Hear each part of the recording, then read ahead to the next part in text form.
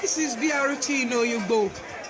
The youths are angry because 2 of them this morning. This is Oyugbo BRT station.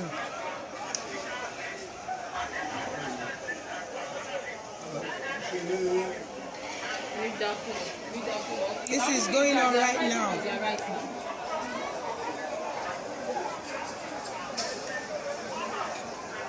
My people, the youth are angry. All this our youth, they don't vex, so they don't begin the burn both BRT station. I be this video one I just watched just now.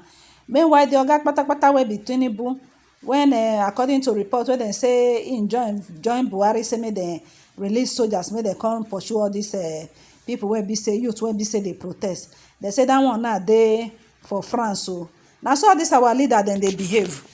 When they don't cause confusion finish, then go run go abroad. Their children, none of their children they Nigeria. All their children they school for abroad. All of them the Tinubu now don't go France. I go show on a video where be say then they call him. Then they call him ask him where in there.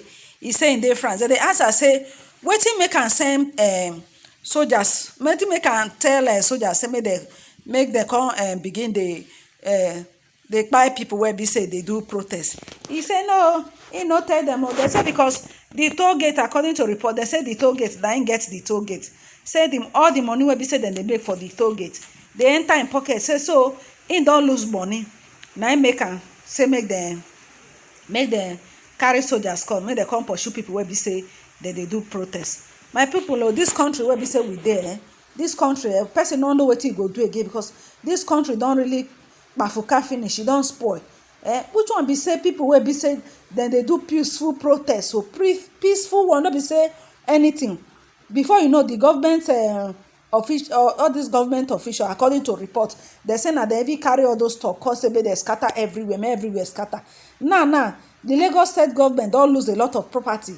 Even the BRT station bus, all the bus now they don burn and finish. And as they burn all these things, people wey be say they work for there now go lose their work.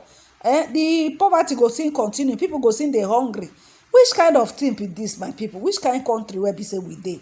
Oh yeah, make una hear where they ask Tinubu when he dey. Make we play this video, make una see. Ọ̀rẹ́ Ṣèyí. Okay. Daddy ẹ kálẹ́ sà, daddy kí ló ṣẹlẹ̀, àwọn army wọn pa àwọn youth ní toll gate.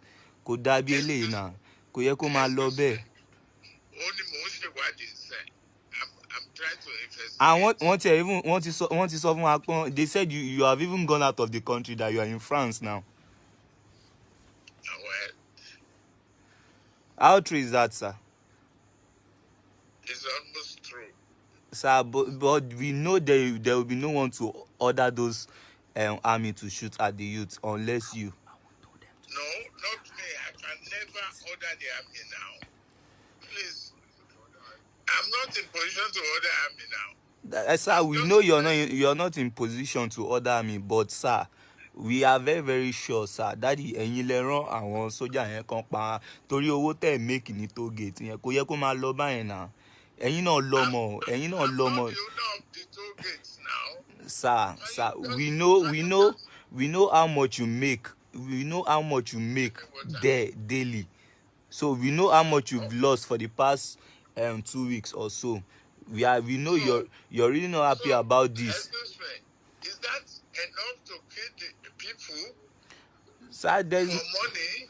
I'm not saying you kill them for money. Sir, who sent the people to remove the cameras from the toll gate? And why did the light at the toll gate go off? I don't know. I don't run toll gate. Sir, we know how much. Sir, we know how much you make daily there. Kasim, are you hearing them? You are hearing? You said what? Are you talking to me, sir? No, I'm talking to another person on another phone. Okay, sir. Abuja. Sir, this is not supposed to be so. It's not supposed to be so. You're killing the youth. It's not supposed to be so. You people are old. You people should leave us alone. We are the future of tomorrow. We are the future of this country. You people should stop killing us, sir. Please. I don't want all of you to believe in lies. Alaji. One thing I know for sure is that it will not be as a business as usual. the youth then now they don't open eye, their eyes are open.